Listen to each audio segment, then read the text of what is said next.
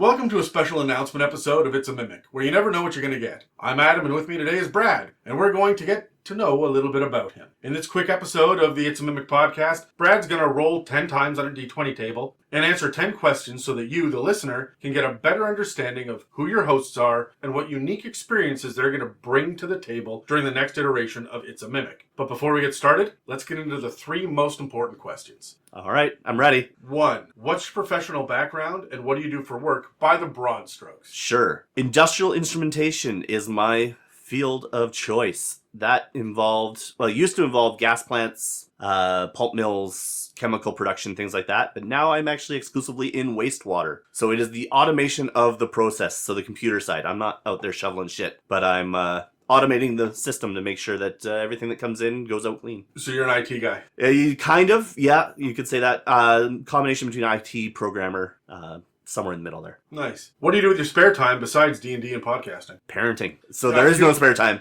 You are a very hands-on parent. Very much so, yeah. And that sounded way more negative than I meant it to be. Nope. You're a very involved parent. Yeah, I mean, it's 2024. I think we're at that point where we've learned that dads, if they're involved, end up with good kids. And I want to make sure that my kids have the best shot they have. How old are they now? 6 and 4. That's the thick of it, Brad. Oh, I am in the deepest of the shit right now. Absolutely. But that's also a really fun age for discovery and shit. You know what? I wouldn't trade it for the world. I am having the most fun with my kids now than I've ever had. I got a bonus follow-up question for you right now. Do you think being a dad makes you a better D&D player? Yes, I think so. I think it gives you a broader scope. I think it actually makes me more of a better DM than a player. Why do you say that? I think you can see the totality of a person better. And so when you're designing an encounter or an NPC, I feel like I look more broadly and I use kids, and also having kids makes you meet a lot of different parents.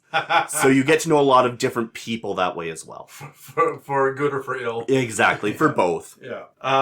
So this one's a little bit different because you've answered a very similar question in the past. But what D&D class best represents your idea of your perfect self? Not you now, but who you wish you could be. You know what? It's going to be a cleric. It's been a cleric since episode 1. It's going to continue to be the cleric. It is the devotion to something outside of yourself, something bigger than yourself. It is the practices. It is the patience. That's what a cleric personifies to me. Someone who is dedicated to something larger than themselves and is an active practicer of a way. It's funny that you didn't go with monk for the exact same reason. Because you could describe a monk. You sure could. But the clerics are more devout. You need it's the divine, right? Yeah. For those of you who may be new or don't know me, the divine is something that's important in my real life. Yeah. Right. My faith is a lot of what guides my every decision. All hail Cthulhu. Correct. Yeah. No, and I have played at a table with you, and it's so interesting because I've played at tables with other people of faith who reject the idea of having a fictional god with their cleric character. Sure, yeah. But you explore the relationship absolutely in different ways, and it's really refreshing to see that. Yeah. Because you don't have experience with a whole lot of previous editions, but the gods were very involved in previous editions, and we just get further and further away from, to the point where I couldn't find a full pantheon in either the Player's Handbook or the Dungeon Master's Guide. No, they've really been moving away from that. I think culturally we're moving more away from religion, and I think D&D is reflecting that. Yeah. And as a part of being inclusive of all people. I think that's it. And I think there's just a disinterest in bringing up politics and religion at the table, right? People are using the table as a way to escape, and the moment you bring religion in, it brings baggage that people carry with them. Yes. And it's a dangerous place if not explored properly, but it's also a great opportunity to explore that in a safe environment, so long as you have someone who's willing to play with you in the space. Yeah. And that's a perfect example of why we have session zeros and why we 100%. We talked about not every table is right for every person, right? 100% not. That's a two-way street. So I've got a random table here. There are 20 questions on this. You're going to roll 10 times for me, and I'm going to track it with this die over here. Sounds good. And good luck, because these are a little unhinged. So. Into the dice tower. Well, I'm also a little unhinged. That'll be a 7 to start us off. Do you believe in ghosts, aliens, monsters, alternate dimensions, telepathy, telekinesis, or other supernatural topics? Why or why not? Well, I guess that plays really well off of what we were just discussing, right? I believe in a heaven and a hell. I believe in things unseen. Ghosts, not so much. Spirits walking the earth? Spirits walking. I believe there are angelic and demonic forces that exist. Aliens, not so much. Monsters? Monsters, no. I mean, are we talking like demons, but yeah, yeah, like Bigfoot? yeah, no. I'm not believing in cryptids actually walking the earth. Alternate dimensions? Are we hopping timelines with our Mandela effect? I mean, the science seems to be proving that way, but no, I'm not necessarily convinced that there are alternate dimensions. But Telepathy, telekinesis, any of that? I think there's connections between people. Twins are a good example. Yeah. I think there's something there because I've seen twin shit. right. I've seen that, yeah. It's real. Yeah. Even siblings, right? When you spend enough time with somebody, my wife and I will say the same things at the same time. Mm. Is it supernatural? No, but you spend enough time with somebody, you kind of share you might meld a little. Yeah, that's that. Thank you for bringing Star Trek into this episode. You're welcome. You're the first one to do that for me. Go ahead and roll again. All right, let's do it. That's another 7. Let's try again. 18. 18. What is the one corner of pop culture that you don't understand but you wish you knew more about? It's funny we just said it. Star Trek. Yeah. You know what? It fascinates me. Like everything that surrounds it, but Trekkies scare me off of it. Yeah, but you can say that about D&D nerds Oh, too. 100%. I went out and I bought... Fandoms in general scare me off of most things. Anime is another good example. Yeah. Right? There's so much anime out there that sounds amazing. Time and fans are the two things that keep me away from a lot of things. I was just today shopping for a gift, and I went into our local game store, T&N Games. Yep. Over in Lougheed Mall, and I was in there, and there was one of the guys behind the counter who was so excited about Dungeons & Dragons, he was trying to pitch it to a mom of like an 11-year-old. Oh, no. And just like, it's so much fun. You can do this. You only need these books and these books. Mm-hmm. You get this dice, but you really need 2 sets of dice. And some people have 20 sets of dice. And he was just so overexcited, and I went, buddy, you're coming on scaring too this strong. woman away. Yeah, stop being the fandom. Yes, 100%. Yeah, so I feel you on this. I'm excited. I run a fucking podcast, right? Yeah, absolutely. But we all love D&D here, yeah. but... If you ever want to get into Star Trek, if you ever have the time and you want something that would be accessible for you to watch with Jess as well. Yeah. And because most of it, I would say almost all of it, is children-friendly to have on around kids as well. Yeah. Send me a message and I can show you where to start with the stuff that's easily palatable. Perfect. That gives you a decent idea of what, like, the highlights of. So, yeah. But let's roll again for now. Let's do it. 5. What is one fictional universe... I know the answer to this already. What is one fictional universe from any television show or movie, specifically, TV show or movie, that you wish you could jump into as yourself and live out the rest of your life there? You know what? My gut was Star Wars, but I don't know that I want to live in the Star Wars universe. Especially if you're not a Jedi. Or right, a yeah. fighter, If I'm just going in as me, yourself, yeah. That's not where I want to be. I want something mundane, to be honest. Like maybe a little bit fantasy going around. Maybe there's some magic in the world, but I don't want anything crazy. I don't want... Right? Game of Thrones is horrifying as a thought to have to live in a world like that. I would never... Like, yeah. Mad Max is cool. I like cars. Yeah. No, thank you. No, I'm currently making my way through the Witcher series. No, don't want anything to do with that. You know what? No, here's what it is. I want to be a Hobbit in Hobbiton. I want to be in the Lord of the Rings universe, but during a time of peace, if that makes sense. That's fair. It is so quiet. It is. And I'm all about it. Yeah. Can I just hang out in Rivendell, or can I hang out... Yeah. I would even take whatever the town is in The Hobbit. Hobbiton? No, the human town. Oh, yes. I'm going to blank on it. Anyways, yeah. I don't know why I'm blanking on it. But, I mean, as long as I'm not getting destroyed by a dragon. Yeah. That seemed like a simple, happy life. Right. Yeah. I don't need much fuss. Let's roll again. Let's do it. 9. What's your... I don't think anybody else rolled this yet. What's your favorite and least favorite holiday? And I mean the ones that people truly celebrate. Labor Day, for example, doesn't count, but birthdays do. Sure. Number one favorite, we're right in it. I'm a big Christmas fan. Yeah? Yeah. What's your favorite thing about Christmas? You know what? Now that I've got kids, just Absolutely. Everything around It's it. magical, yeah. And then again, with faith being a big part of my life, right? It's an important holiday. Christmas and Easter are two really important ones. It is the only day of the year where I will go to church. Yep. And it's funny because I go primarily for the music. I used to live downtown. Yeah. We've got the cathedral down there. And they used to practice and like it was just open for people. And I used to walk home from work and stop in and listen to the choirs practice and stuff. It was so It's such a the music around Christmas is something special. Least favorite? Not for any Halloween is going to be my least favorite. I just don't care for it. I'm not a horror guy, for one. Yeah, I was going to So say. all the creepy grossness around it. Now that I've got kids, I'm a little bit more into it again. I like the costumes. I like the going around with the neighbors. Sure. Trick-or-treating, all that I love.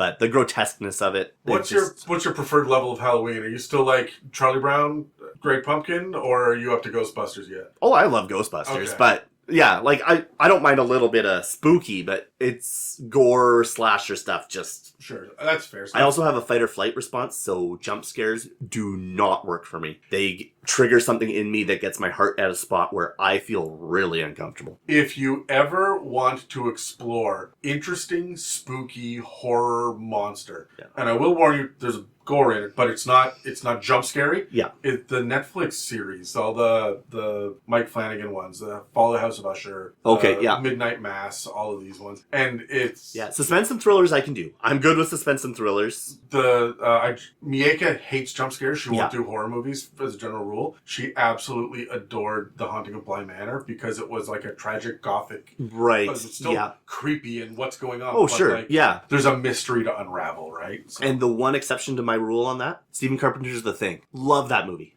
John Carpenter. John Carpenter. I'm getting Stephen King. Yeah, John Carpenter's The Thing.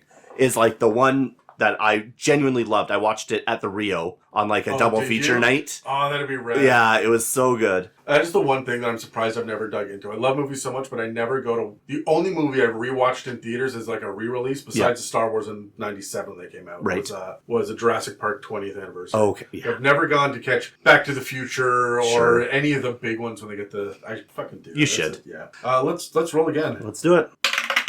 13. Lucky number 13. What is the biggest conflict that you've overcome that you're willing to talk about on the internet? Ooh, now that's a deep probing question. There are a couple of these that... Like, yeah, no, I'm okay with it. But you got to get me thinking now. Yeah. You know what? It's been just dealing with family, right? The people who you love the most and care the most about. When you see them making decisions that you can see are not good for them or not good for the people around them. Yeah. We've had to deal with that. And yeah, just because it's uncomfortable, right? You don't want to make those people... You don't want to chase them out of your life. Yeah. But you also don't want to watch them go down the road they're going to. It's a difficult thing to balance. It is. And I'm telling you now, you got kids. Oh. All right, I have raised a child that was not my own from 5.5 up to 20 something, mid-20s now. And it is some of the most challenging shit in their teenage years where it is important for them to have the agency and to fuck up. And just sitting there watching it happen is heart-wrenching. Mm-hmm. Yeah.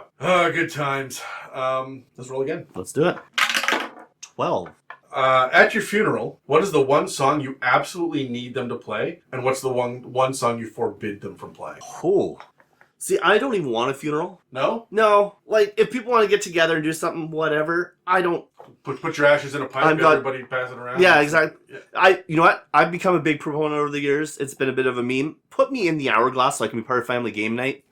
Like, put my ashes... I don't care what happens when I'm gone. Do what you want. I just want to make sure that my coffin has a spring-loaded aspect to it. There you go, so you can just pop up randomly when somebody's looking in. Yeah, so... Yeah. No, I think about death often, but my funeral is one thing I don't know. I'm not going to be there. I'm not going to enjoy it. So do whatever the hell whatever makes the other people who are left behind happy. Death sucks for the people who are left behind, not for the one who goes. You're absolutely correct. And that's my take on it. So what happens at my funeral should be for the people who have to attend my funeral. I don't have any wishes. You do what helps you remember me. If there's a song that reminds you of me, great. It's just going to be the Ben Hill theme. If it's tub thumping, go for it. Like, go ahead.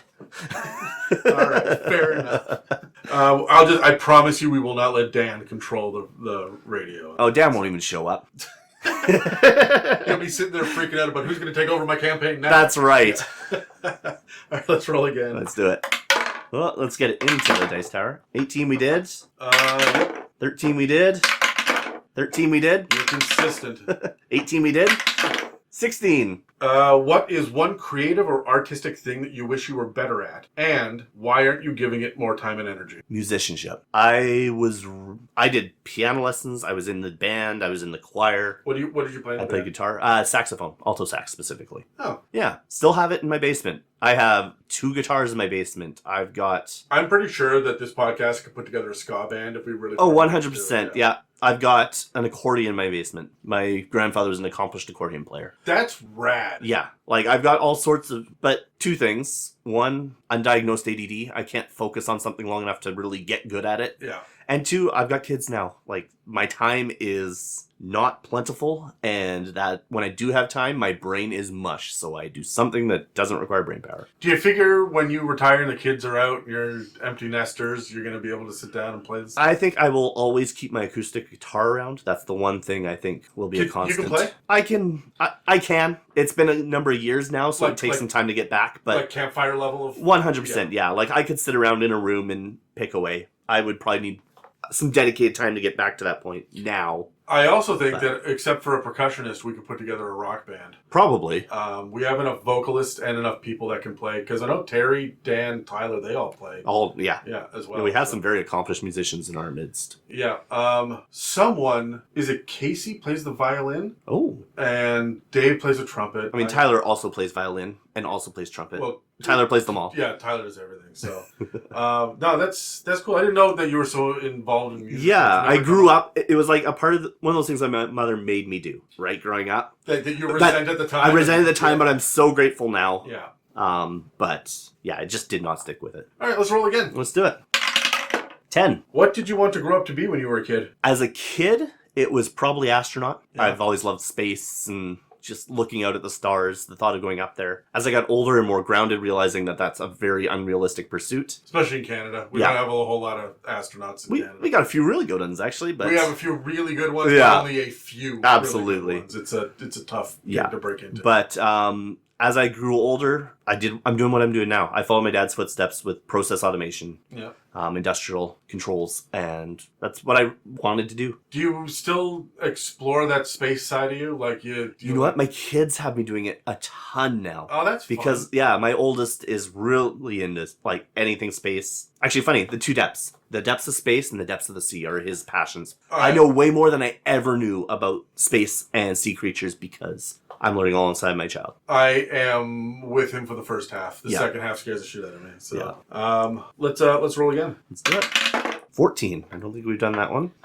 All right, I'm curious. If I were to offer you the Matrix pills, where the red one offers you the absolute miserable truth, and the blue one allows you to continue your life as is, not knowing that the world is more terrifying than you could ever know, which one would you choose? If it was actually the Matrix world, knowing what those two realities are? No, just in general, if it was a world... Yeah. You know what? I would have to take the blue pill. You are the only other person besides me that has said blue pill so far, and I fucking get it. Yeah. Right? No, I would rather be happy and ignorant. Yeah.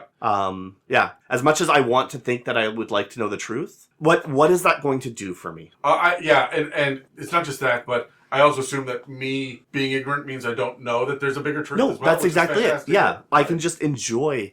Yeah, I think there will be people listening that are going to scream at us. Oh, 100%. How could you not? How could you not? But what? And my answer, to be fair, would have been the truth. If you actually had it. Yeah. Right. Yeah, but no, I've reached the point in my life now where I've like, am I going to be able to change anything at knowing the truth? If I'm not going to be able to be an agent of change, I don't want to know. Yep. Fair enough. All right, I think we have one more roll. Let's do it. 17. What's your favorite number? What color is it? And how important is it to you? 15 is my favorite number. Okay. It is blue. Okay. And it doesn't matter one shit to me. No? No. All right. I am not a numbers I enjoy a little dabbling in numerology. I don't put any weight in it. Sure. It's fun to play. I mean, we roll dice for a hobby. Absolutely. You have to have some sort of interest in numbers. Do you know why 15? Yeah. It was a jersey number when I was a kid, and it just stuck. Like your jersey? My jersey number, yeah. All right. No, fair enough. Okay, I have one more question that I've been asking everybody because it's probably the most important as we get back to D&D. Sure. What is the most important piece of advice you have for D&D players? And it doesn't matter if they're brand new or have 50 years of experience. It doesn't matter if they're a forever DM or never DM. What do you want them to know? This is a game. It's meant to be fun. Everything else, if you're not having fun, don't do it. It's a hobby. This is not real. This is not serious. This is not important. It's not serious until you're scheduling a fucking podcast. Yeah. And then it's serious. Yeah. You've made a serious job out of it. But if it's ever not fun, cut it loose. Yeah.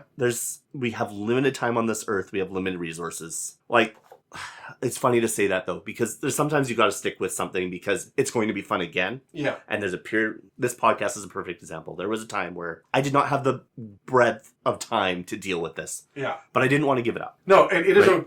and you can do that with D&D too, right? Yes. Like what you started to do was, you requested, I'd like to work with these people more because Yes. I'm going to put this time into it. Right? I want to only enjoy have- myself. Yeah. I only have this much time, so I can only do these many episodes in this period of time, and only with this level of frequency, right? So, and Yeah, set your boundaries around it. yeah, and you do that with D&D as well. Yeah. Don't play at tables you don't want to deal with the people. No. Play when you want to play. Absolutely. And if the table doesn't line up for you, find another table or make another table. Make a or table. whatever. Find somebody. Yeah. Yeah, no, that's great. Well, that's all for this Meet the DMs episode of It's a Mimic. Please take a second to engage with a like, follow, comment, and review to help push our engagement. And don't forget to subscribe to find future inspirations for your campaigns. If you'd like to support us, we have a store with some merch and a donate button on our website, itsamimic.com, as well as a Patreon. This episode and others can also be found on Spotify, Apple Podcasts, YouTube, and most other podcast apps. Thanks for listening to It's a Mimic, where you never know what you're going to get. Especially if Brad's there. Especially if Brad's there.